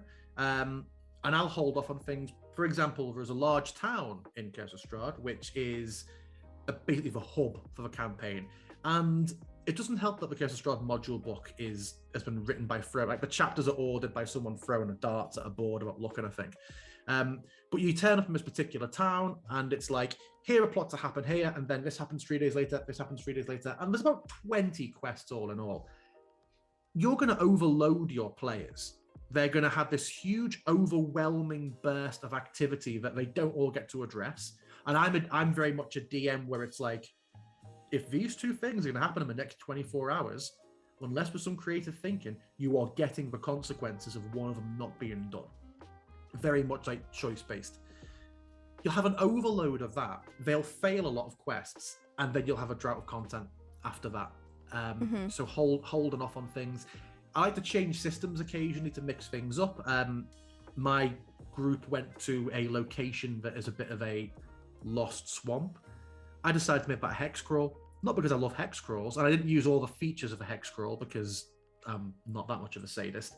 But it was just a refreshing change of pace for them. It wasn't just, there was a new mechanical element to play with for 6 or 7 sessions. Same when we went up the Selenka Pass. I could have done a hex crawl again, but they've done one by that point in this campaign. So I went with more of just a survival and resource tracking, because you're up in the cold mountains now. Things really matter. And not forget, I think it keeps it fresh when you invest enough, because I like to run the campaign story, but I also like my players to actually have story, their own stories, their own backgrounds. Skin in the game. And they don't have to know, here is the arc I want my character to take, but just some general ideas. That's why I always ask them to get stuff back to me before session 0. Luka. But I don't like the whole throwing that out every session. I don't feel like, oh, okay, well, this is clearly the session where, Sarah, you're getting your personal plot, so I know I'm not going to get mine, so I'll kind of tune out of that aspect of things. I think you've got to have it be very, very organic and come up as and when. And that keeps, when players are suddenly being confronted by a familiar name or something from their backstory, or what's this? The consequences of my own actions? Like, absolutely. Or things that make them personally feel invested. It's like within my campaign, it kind of very naturally came up that yes, the group have like, here are our Taraka readings, here are our quests and the things we want to do. But within that, I had one player who really sort of emotionally attached himself to the idea of this particular faction. So I very much embraced that. So now when that faction comes up, or members of that, he's like, oh yes. The ranger, she very much got into the idea of like the old deities of Barovia and helping represent them. So that's something else that I can start to feed in. And all the players are invested in having it work out, but it matters to them a bit more. You've got to keep them interesting. You can't just keep them walking along like the monorail you set up the campaign to be. Yeah, right. It's following. I've said this before on Murder and Coffee, and I will say it till I'm blue in the face. I think your players show you the most interesting parts of your story. Like, yes, your players will always show you what is most meaningful, what is most intriguing, what is most valuable, the stuff that's going to last a long time.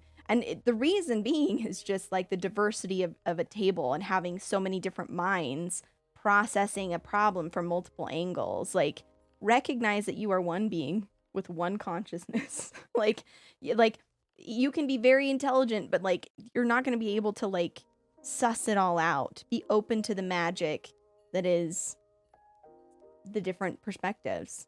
Yeah. That's collaborative storytelling, isn't it? Yeah.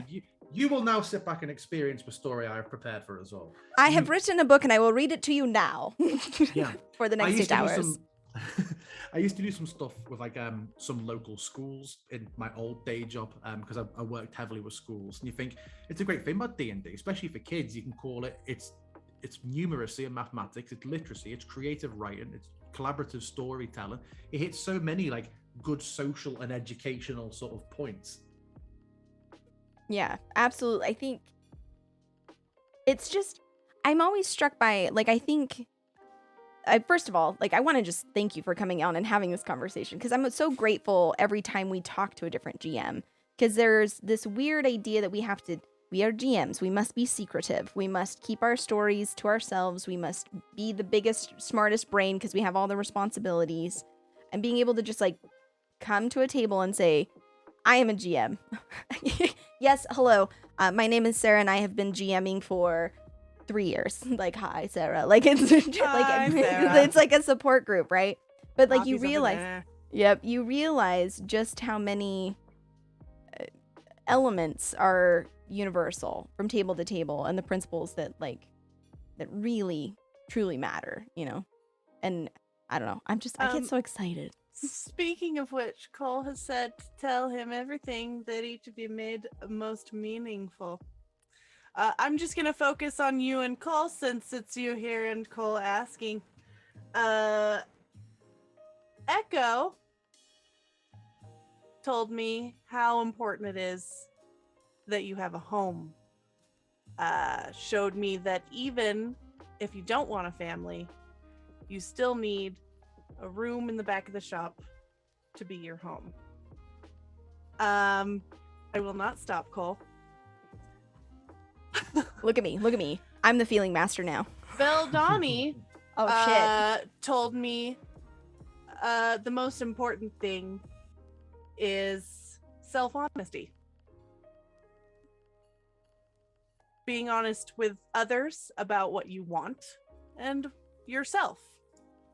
And then having the courage to go forward with what they want, even if it's not what the plot demands.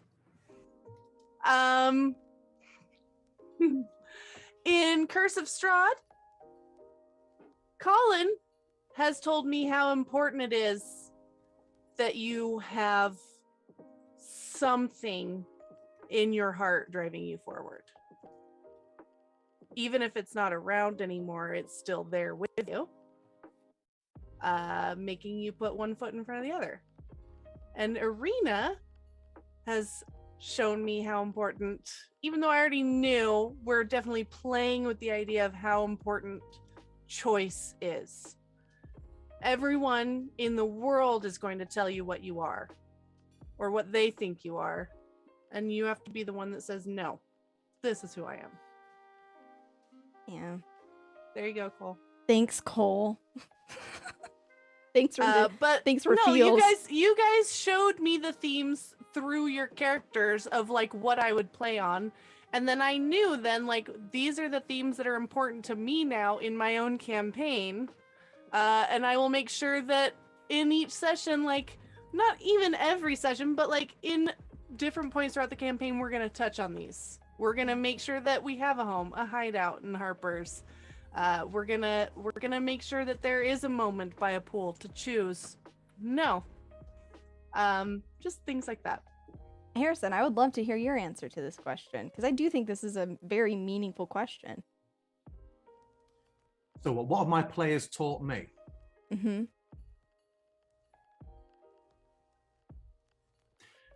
The barbarian in my group has taught me about no, that's not a serious answer. One of my players is very much he's here for the tactical combat.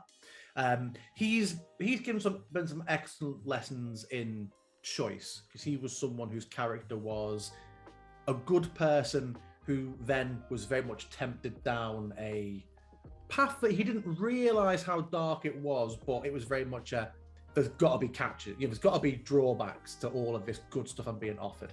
And that was a very good lesson in seeing a character realize. It's very rare to see a character who has been like, yes, I've made some very bad choices.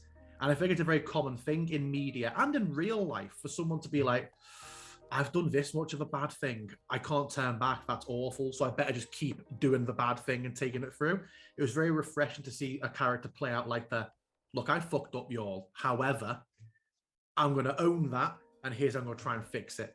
That was very good and very refreshing to see.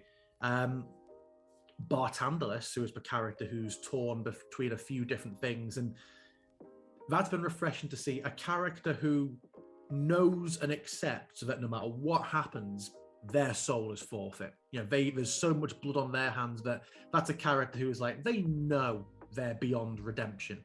But the whole, with what little time you have left, trying to do good things and to right some of your wrongs has been very, very cool to see. They're two separate themes that I never expected to see play out at a D&D table. I thought it would all be at first just like, Legolas sliding down a shield, shooting people, right. instead being a badass. Yeah, and instead I've got still this only character counts as one. and instead I've got this character who their actions is really drawing a lot of parallels of like I've found certainly like with like almost like themes of terminal illness, the way he's like dealing with his impending doom and trying to right the wrongs he's done. It's like Oh shit, it's really cool. Yeah, you fall into those big themes pretty quick. I think one thing that I've found meaningful when I close out, this is an exercise that I try to do. When I close out a character arc, I try to write, this is what that character taught me just as like a player. And say, you know, this is what I took away from this role-playing story journey. This is how it's because I think a lot of it is, this is a safe place for us to explore those things. I think for me, the Bard's Refrain, I feel like I had such a wide variety of like characters in that. I had Bootstrap, who was this vengeance obsessed person. Like it was very much kind of in line with what you were saying, Harrison. Like he had his life was forfeit. He was in prison. He was on loan. He had been betrayed by the people who cared about him. And through watching Turk play that character and watching that character interact with the rest of the party, like learning to like be open to accepting new family. You know what I mean? Being open to it hurt, it sucked last time, but like maybe it won't suck this time.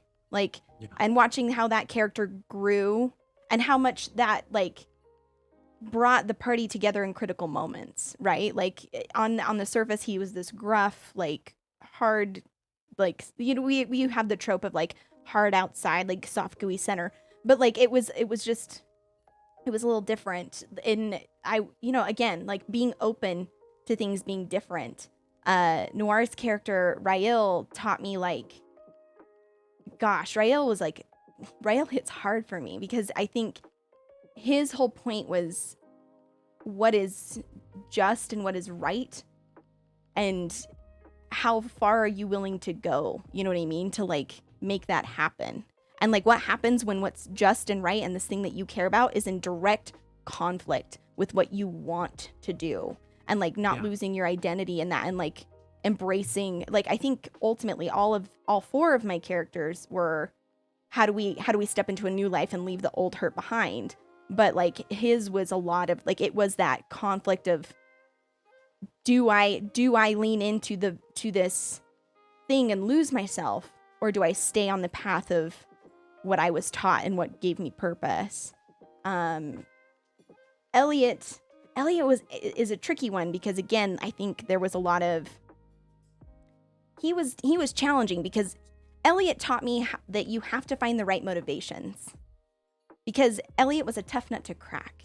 Like through the campaign, I feel like there were multiple times where I'm like, I'm gonna have this character. I'm gonna get them on board. And anytime I would try something to like get him in, it would push him farther adrift and push him farther adrift. I'm like, how am I gonna get this character to buy in to the rest? Because it's like I feel he is disgusted by magic. It's not something he cares about, and this is a very magic heavy campaign. How do I pull him back in? And it was a struggle, but just being open to like there was a singular moment where it just like all snapped. Like we found that place, we snapped and like went with it. But the patience to like find that was like, I will forever be grateful, because it was literally just waiting for that character to be ready instead of being like, come on, man, we gotta go. Like it was just wait, man. We'll get there.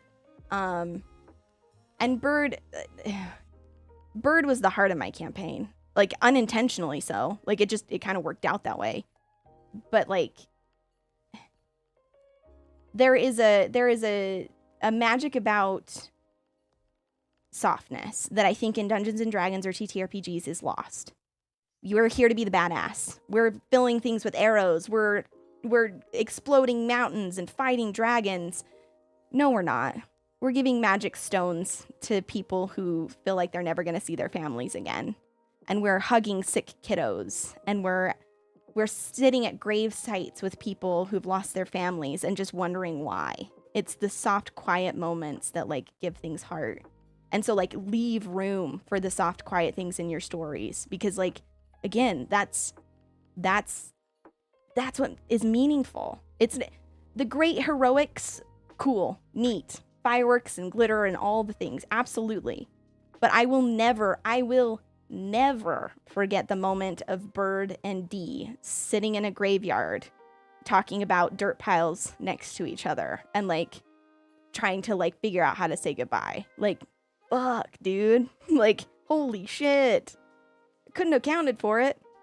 But she was like, nope, that's where we're going. It was great. My biggest thing with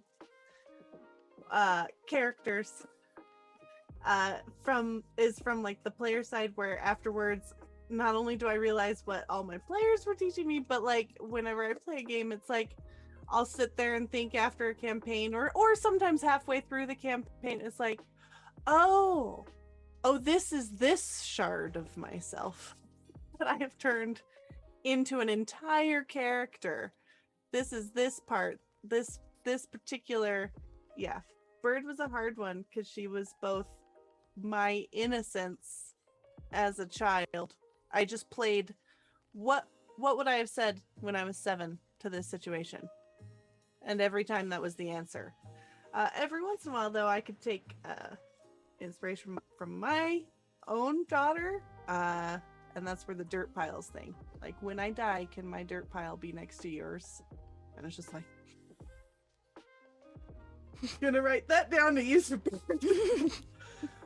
What of these questions have been before I started my whiskey? Because now I'm like, I know. We're going out. It's just, but again, like I think, like finding the answers to those, like having those open dialogues. Like, first of all, it's gonna give you the drive to do the damn thing, because like you're gonna want to get to those moments. You're gonna want to have those experiences with your players around the table. Setting the expectations up front, right? Like this is what we're setting out to do. This is where we're going to be, creating a constant flow of communication, being organized, pulling from your like boring corporate life in order to like make the thing structured enough that you can, because really we're all just chasing that high. We're all just chasing that narrative, like, but how do you do that without killing yourself? You know? This is something I'm really excited about, because obviously I've just become a player rank at TPK. I've started applying for a couple of things coming up. My time has been 98% of my time has been as a DM in both, in volumes of sessions, certainly thanks to Curse of Strahd. My experience as a player has either been marred by, time issues, scheduling issues. I was in a rhyme campaign that lasted, I think, 20 sessions, and then it was a 20-session rhyme campaign that never actually made it into Icewind Dale. And also a Tomb of Annihilation campaign that played for about a year, but for one reason or another was very, very inconsistent on when it happened, and then is on long-term hiatus. My only time as a player before that is when I was new enough to the hobby. It's like, my character's gonna be this. It's gonna basically be Jack Sparrow, but no one will know because I'll call him Zach Jarrow. I'm so smart. And I just thought I would play, my character will be the trope. And I quickly found that felt like playing a game with cheats on, where it was like, I'm getting no satisfaction from this because there's no growth. So seeing what everybody at TPK does and hearing conversations like this, I'm really looking forward to my first opportunity to just be like, okay, how can I fuck myself up with this character? And just going on that journey myself. Yeah, like finding a safe table to like be able to do that. Here's a weird story that I want to tell, and like, let's make it happen. Let's go to there. You know what I mean? Like, it is finding safe spaces to tell stories, man. That's what we're about. And I know we've had a couple of raids. If you're looking for a cool community with cool dudes, check out our Discord. You can go to there and hop in and start joining in our conversations. We have conversations like this in the Discord all the time, swapping resources, talking about moments from the campaigns, all sorts of things. We are reaching the end of our time here together, which I'm sad about because I just have so many things I still want to talk about. That's the struggle with this show. Is I want to know more. Yes, more, please. Before we go, is there any closing thoughts either of you have, or just quick quips? Because heck yeah, dude, lay it on me. I've really enjoyed it. Thank you very much for asking me to come on. Of course. Don't you have something really cool happening in January, Harrison? Yeah, my birthday. Yeah, No, buddy. there's a few things happening in January. Thank you for the very, very smooth segue, Luca. So it is actually my birthday. But then we also have my Debbie Plains campaign kicking off. But perhaps most importantly and most significantly is we are launching at the MAD Network our new magazine, or the Kickstarter for our magazine. So we are developing a full 5e related magazine called Crucible Magazine. It is going to be monthly releases. We already have the first issue complete. And when our Kickstarter goes live on January 18, you will be able to download that PDF. The way we're doing this is it's a monthly printed release, but there's also a PDF version and a Foundry VTT version. We're going to be Foundry's, basically, you've got to call us their official sister sort of magazine product. So if you are a Foundry user, you'll get all of the content just imported in. So each issue comes with built-in adventures. We have phenomenal artists. We use a no stock art. We've gone and commissioned ongoing. Some of the artists, well, all the artists are phenomenal. So it's adventures, full art, magic items complete with art, classes and subclasses. We've got things like readers' letters. We've got Dear Dialords, which is kind of like an Agony Aunt style satire thing that I'm going to have some fun with. We've got interviews. Our very first issue, we have an interview with Luke Gygax, which was absolutely fantastic. It's going to be a good thing. We're really excited about it. So the Kickstarter is to finance the first basically year's worth of issues. Once it's rolling, we're very confident it'll be very self-sustaining. We've got Hit Point Press on board with it. We've got Backer Kit on board with it. If you want to see some of the art, Luca's put the link in the chat. You can go it's just cruciblemag.com. Yeah, you can sign up to our Kickstarter page, to the waiting list for our Kickstarter page, and be told when it goes live. Some of our stretch goals are a lot of fun. You'll see them when they go live. A lot of physical props of this. It's making a lot of phone calls to me. My days are often starting with Zoom calls to China and ending with Zoom calls to America, sorting out creation on this continent, distribution and fulfill on this continent. But yeah, it's going to be really, really cool. Would really like it if you checked it out. I think you're going to enjoy what we're creating with it. We're good if you're at PAX as well. We're at PAX in a couple of weeks. I personally am not. We're going to be on the Hit Point Press. We're going to be speaking on the Foundry VTT panel, and the MAD Cartographer and TJ, formerly of DM's Tool Chest, they both work for Crucible. We also have, if you know, the Crafty Dice. Crafty Dice has come on board full time with MAD Cartographer as well, and we're going to have we're giving away 3 half issues. The first half of the first issue. If you're at PAX, look for people in MAD Cartographer, in Crucible Mag t-shirts, walking around PAX as we're handing out stacks and stacks of these magazines for free. Grab a copy, let us know what you think. That's incredible. And Harrison, where can folks find you on the internet if they want to kind of see what you've got coming up? Where's the best place? Where's the best place to catch you? So I need to get better at my social media. I used to have a YouTube, well, I still have a YouTube channel that was lots of Foundry videos, but it's now just uploading the VODs. When I'm got rid of a corporate life completely, I'm going to increase my social media. But yeah, my Twitter and my there we go. Yeah, my Twitch, is Harrison_stream. So I broadcast Curse of Strahd weekly. That'll be Debbie Plains weekly in the new year, and I run an ongoing Candlekeep campaign Candlekeep Mysteries miniseries, as well as fairly frequent one-shots. That's where you'll find me. You'll find very infrequent tweets from me, mainly just mirroring that I've gone live. At the same, Harrison_stream on Twitter. Same for YouTube as well, where I've got all my Foundry video guides, module reviews. If you're a Curse of Strahd DM, I've got a whole playlist, which is just, here's how I treated this, here's how I approached this Curse of Strahd location in Foundry and set it up to be atmospheric, as well as just how do I use Foundry videos. So yeah. Awesome. That's where I am. Brilliant.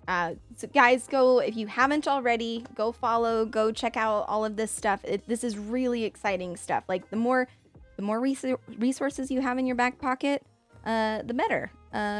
Luca, how about you tell the people where they can see you and, hype a couple things. I'm Luke Locke everywhere you want to find me. Just look for Lukalok. But mostly you can find me here on TPK.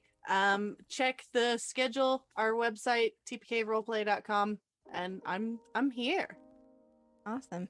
And what about you, Sarah? Well, I'm Osiris Franco, and you can find me in all the places, Twitch, Twitter, all the things at Osiris Franco.